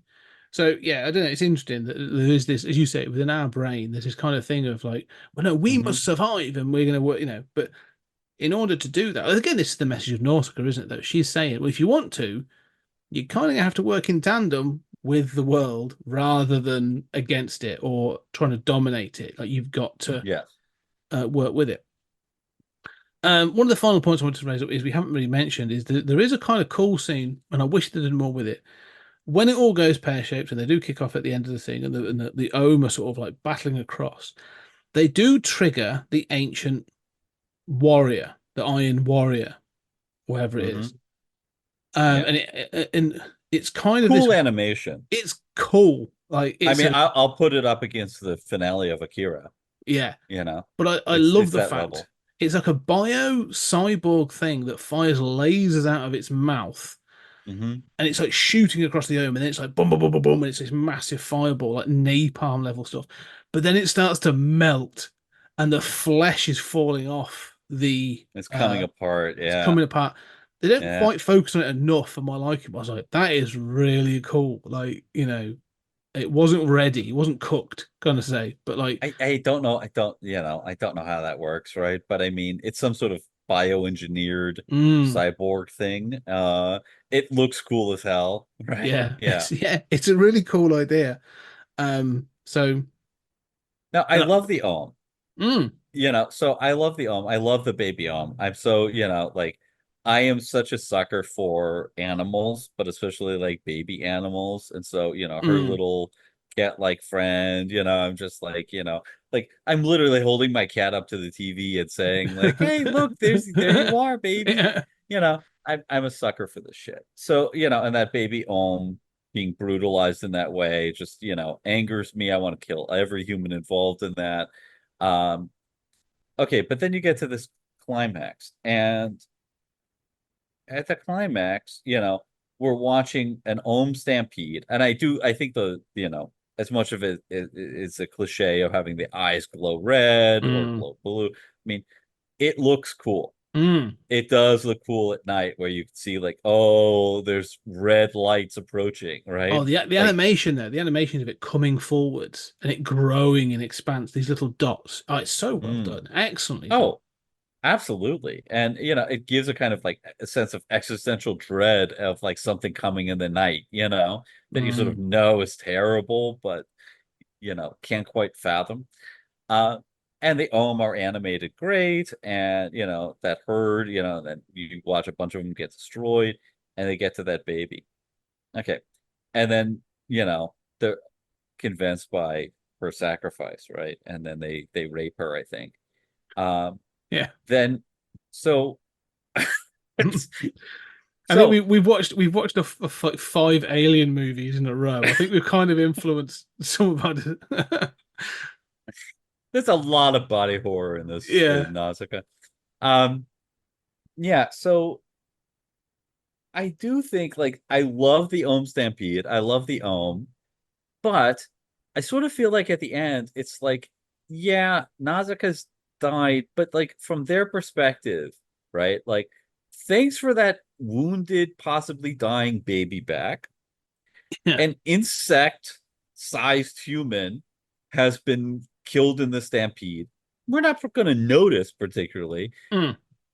but you know what we're not going to do? We're not going to forgive those humans because at this point the baby doesn't matter. You've just slaughtered like 2,000 ohm Yeah. with your like laser weapon.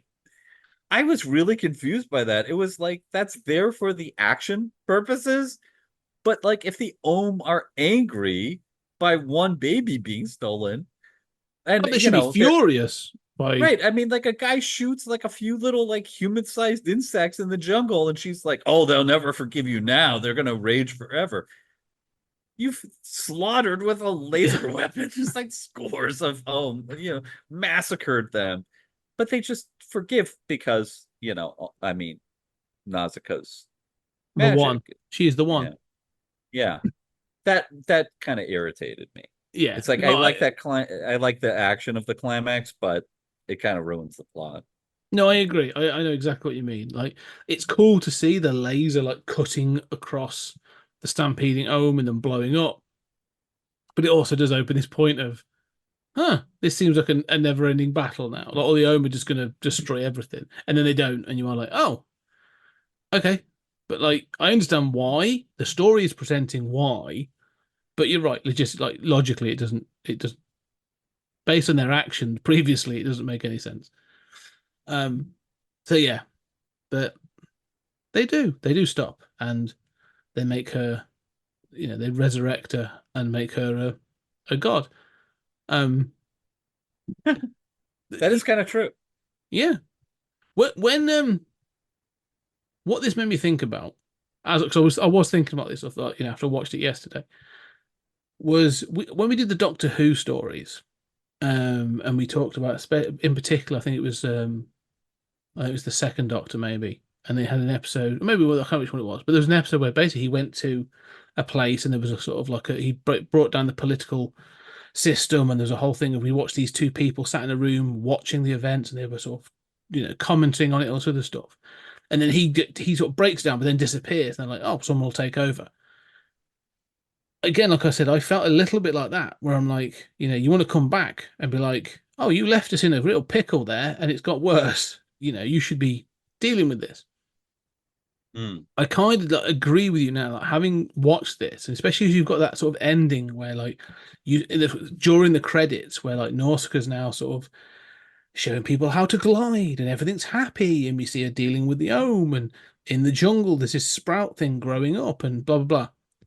And you go, cool, that's all amazing. I want to come back, exactly as you said. I want to come back and find out how we humans have still managed to balls this up like 500 years, 1,000, you're doing 1,000 years later, and like we're actually at war, and we are sort of now, the after this happened, the stories of Nausicaa were written down, the guidance of Nausicaa, she sort of dictated these books, but over 1,000 years they've been reinterpreted and reinterpreted, and now there are factions of Nausicaism, and they're all at war over who was right. Yes, 200 years later, these two civilizations both have giant factories that are polluting the air. Yeah. They don't see that as a contradiction to any of Nausicaa's teachings, right? Because that's just technological evolution. That's totally consistent. They've bracketed that out. And they're busy murdering each other over, was it really blue that she was wearing or not? And, they're right back to destroying the forest and, saying, well, that wasn't the important thing about Nausicaa's teachings, you see. No, what she meant was, and yeah, I don't know. I just think there's an interesting sequel to be made of this as an indictment of organized religion, but that's a different. We've done the ecological message. Let's do this, and then the final one, we'll do a third one where it's the downfall of capitalism. So I'll kick all three with I'm going to call them the Nausicaa trilogy. And well, I mean, I do think that this is it's less heavy-handed and painful than a lot of eco message stuff. And I think that I mean, it has a lot of heart. The eco stuff, I do like the sense of the short-term thinking of those human factions. I'm always so astonished by like our short-term thinking. Well, we're going to increase corporate profits. Yeah, but nobody's going to be able to drink from that river again, right? Like, I mean, that might be like any system that permits you to do this is an evil one that must be stopped at all costs. I understand why you feel the need to increase your profits by poisoning this river, but like this is some very short-term thinking. Or, well, we're going to win. Yeah, but you're also going to irradiate a lot of land. We're going to have massive death. Yeah, so I'm constantly astonished by the short-term thinking of humans and how they don't seem to see the big picture. And I think this does get at that. I think that is commendable. Yeah. No, to me, I think I thought about this for like the eco messaging was this is 84, so this is quite early. for films to be sort of, kids films to be getting to this. I mean, I referenced Fern Gully, The Last Rainforest Mhm. earlier on, but that's not early 90s. That's comes, quite a bit later. So Captain Planet. Captain Planet, yeah, exactly. Like, that's the 90s as well. So the Mhm. messaging was coming, but yeah, that this is a little earlier. But also, I like the fact that this is, I think I call it like entry level. Mhm. You and I, we've watched this, and I think we've been able to deconstruct it. We've looked at things. You and I have sort of got a back catalogue of sort of film knowledge and experience, so we can look at this and say, like, yeah, it's not that complex. It's not that, there are narrative problems with it and all this other stuff. But like generally, I think it's really good. I actually really enjoyed this. But also, what I said, I'm still keeping my daughter in mind when I'm saying, like, as an 11-year-old, she watched this and was sort of like, she got it and the messaging, and we sort of had a quick chat about it afterwards. And she was like, no, I like this and I like that, and Nausicaa's kind of cool and da da da. And so I feel that, like, who is the audience for this? And I do sometimes, Mhm. grade on a curve a little bit. Who is the audience for this? Who is this for? This is a Miyazaki film. It's, yes, it's for everybody, but really the messaging and the targeting is for kids to say, in the simplest way possible, take this a message away. I don't think kids really look at the sort of like the Saint's Journey or the the prophecy stuff that we've looked at. They clearly wouldn't have seen Dune by this point. Mhm. So those parallels are kind of like, not there for them to make. So if you were to see this fresh, I think there's a lot for kids to take away from this. It's really well animated. I can't, people sort of, I had a look online and some people are like, oh, the animation's dated. I'm like, it really isn't. Like, I still think this holds up in Yeah. beautifully shot. And I do think as an entry level film for kids and stuff, I enjoyed it, but I think as entry level for kids, I think this is a really good. It's a really well structured film that actually you could watch with your kids and then say, let's have a conversation about this afterwards, or like, this is not Minions or something where you're going to go your kids and go, do you want to talk about Anthony? It was hilarious when Minion 3 farted, and you go, I okay, know. cool. But this is a film where kids will watch it. You can show it to kids and say, what did you think about this, and this? I think there's something here for this. I think that can work really well. You know, Well, and I will say, I think I've been a little tough on this film, but hmm. I mean, I think me, I'm tough but fair, and I don't like to grade on a curve, uh, but uh, but I will say that I think another thing that this does really well is provide an example of a female protagonist, Mm, mm. um, and even though I mean, I've joked, I do think there is a entirely psychosexual reading of this narrative of Nausicaa being defined by her father, right? Yes. Who, as soon as he's killed, she goes off into the wet, stinky swamp where she, meets her love interest. It has a sexual encounter with the Ohm, and then descends into, the underworld where she learns the secret truth, and then goes back and is, resurrected through this, mass sexual orgy with these Ohm.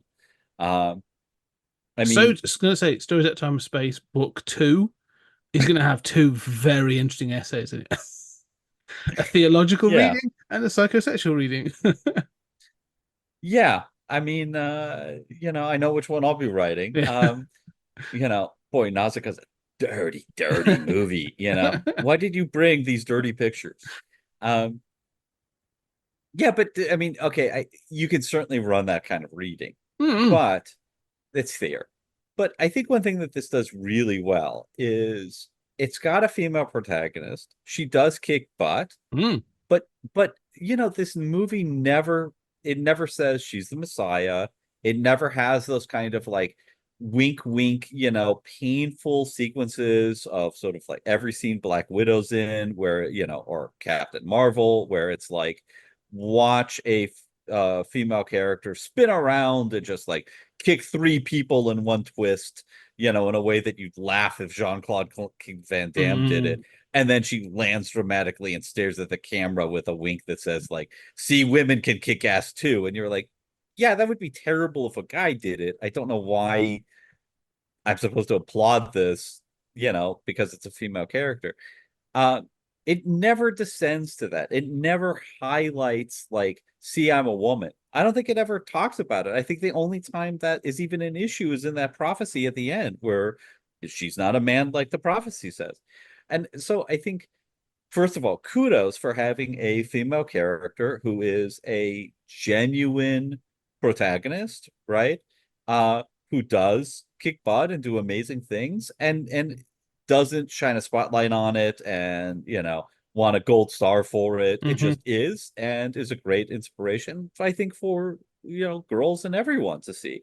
And secondly, in that frame, that she does do things a little different, right? Mm. Then one of the things I really like, and it's you can cast a woman as Neo in the Matrix. I don't care. You can I don't care what their race or ethnicity or gender identity or sexuality is. That's fine. But I do like it when we do permit there to be differences too. Mm.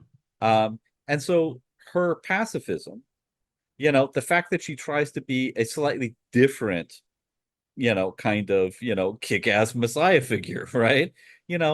Of one that is defined by a little more ecology, a little more love, a little more compassion for animals, but still can kick ass and be a kind of messiah figure.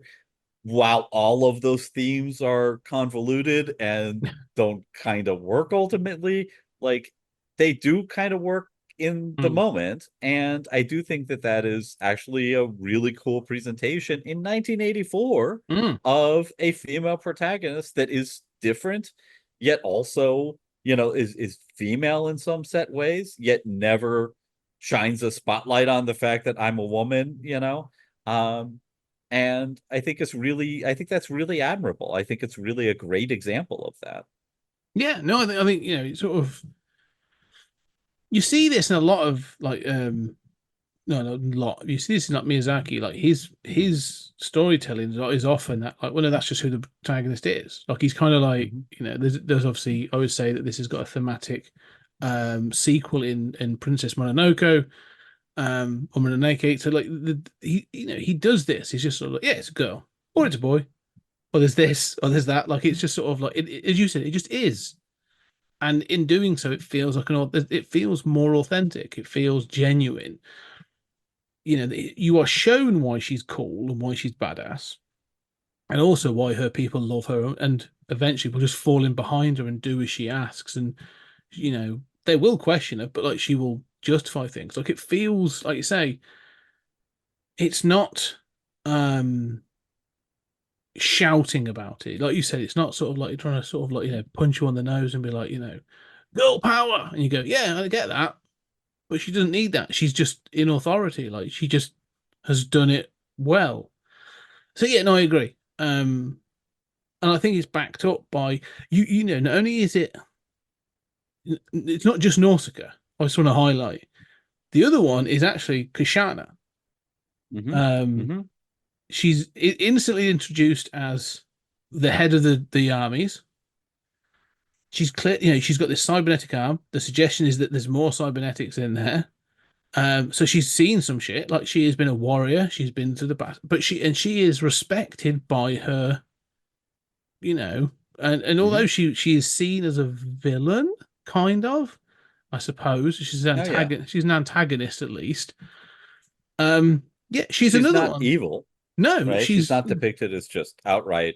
She never twirls her mustache tying Nausicaa to the train that's tracks. right. She never turns to a mirror and she's sort of like mirror mirror on the wall. Like it's not evil queen kind of.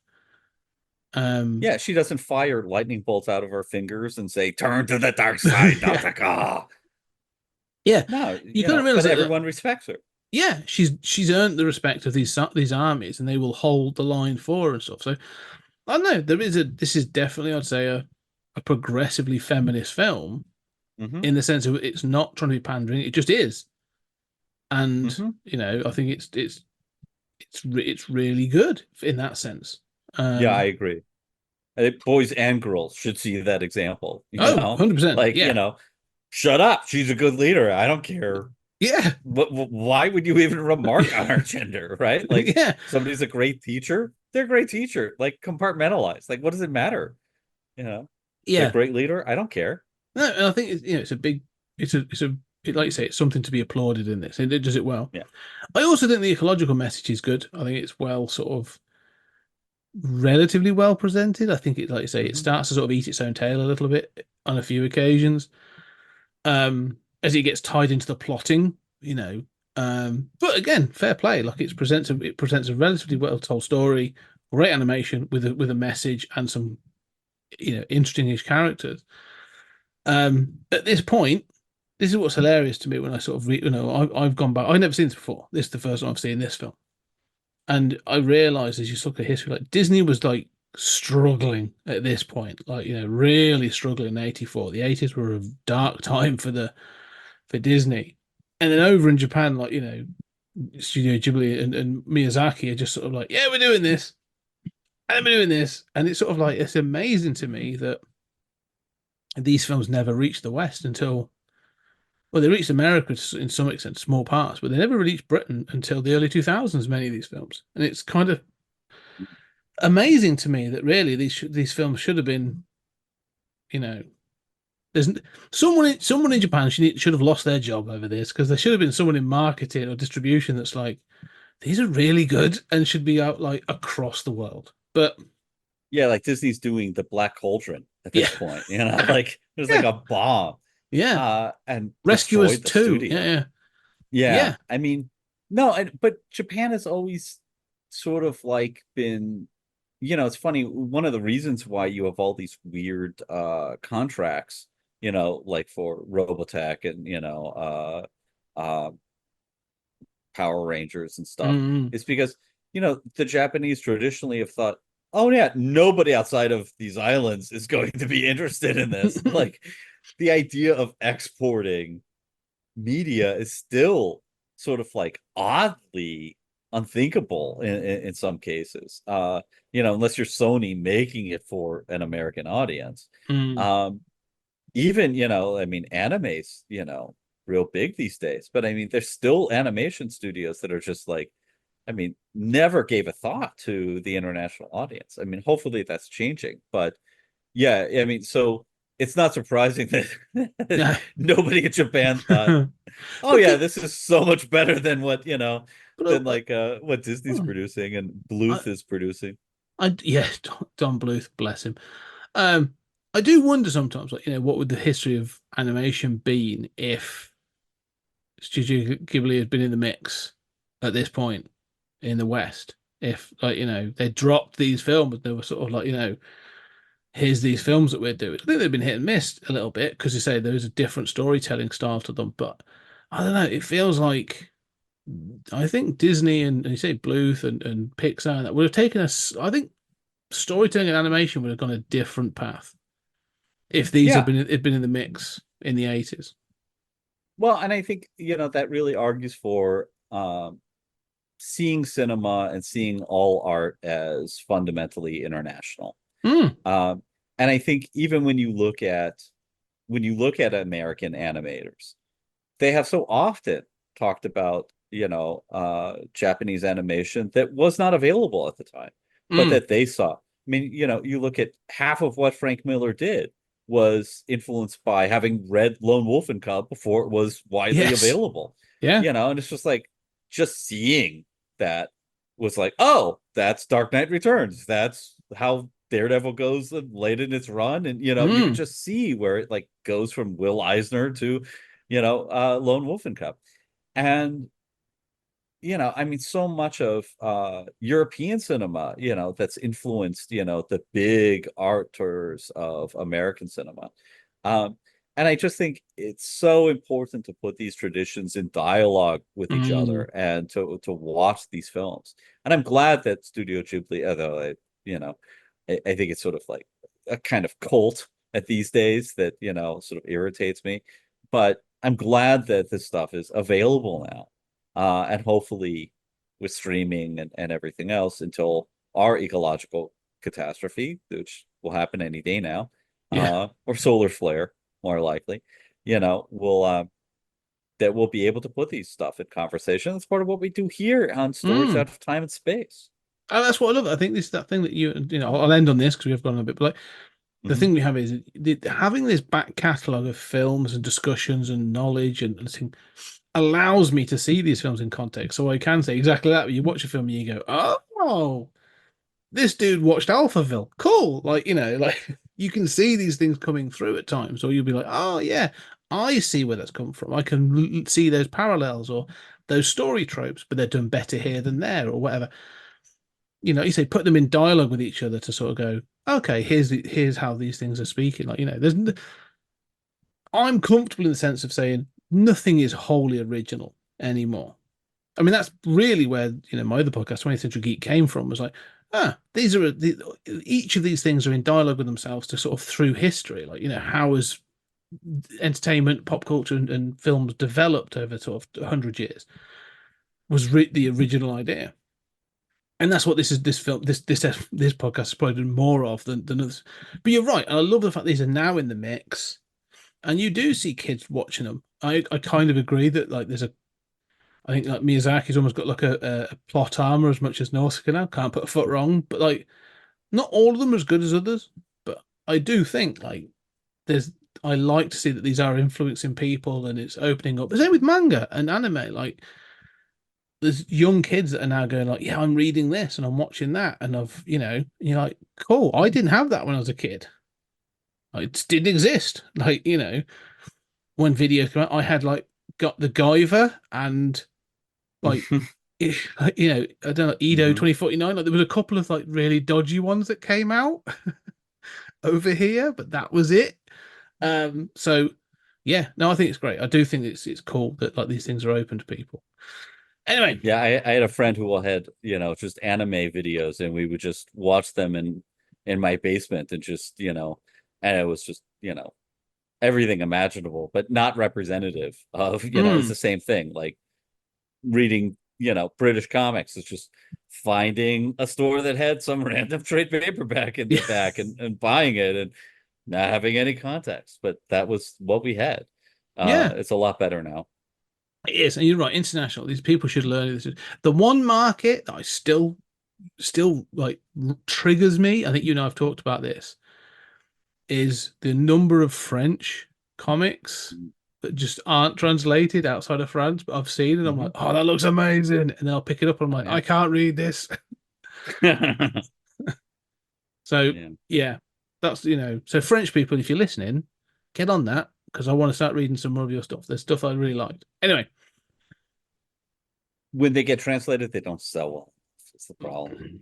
Like, I mean, Dark Horse has done a little bit of that. They did that. Marc-Antoine Mathieu, stuff like that. I mean, yeah, I read French, so I get to buy stuff from Amazon.fr. But yeah, I just got to learn French. I should really. It's our neighboring country. It's kind of disrespectful. I don't know more, to be perfectly honest. Well, you guys have not always gotten along traditionally. It's an imbalance. Yeah, it's a love-hate relationship. Anyway, we shall go from there. So anyway, the wrapping up. So yes, Nausicaa and the Valley of the Wind. Let us know what you think. Have you watched this? Have you watched it with your kids? When did you watch it? What was your exposure to it? How do you think it stands up from 1984?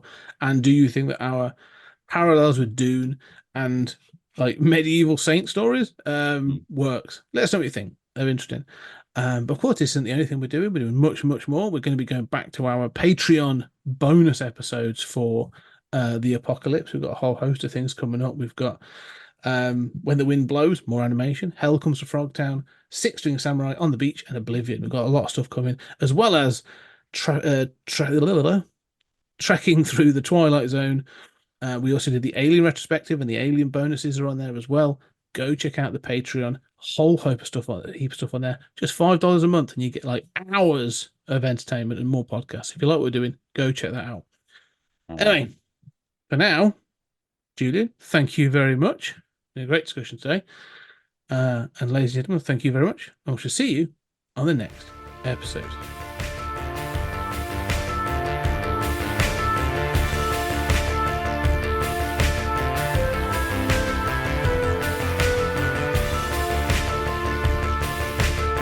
There's something very important I forgot to tell you.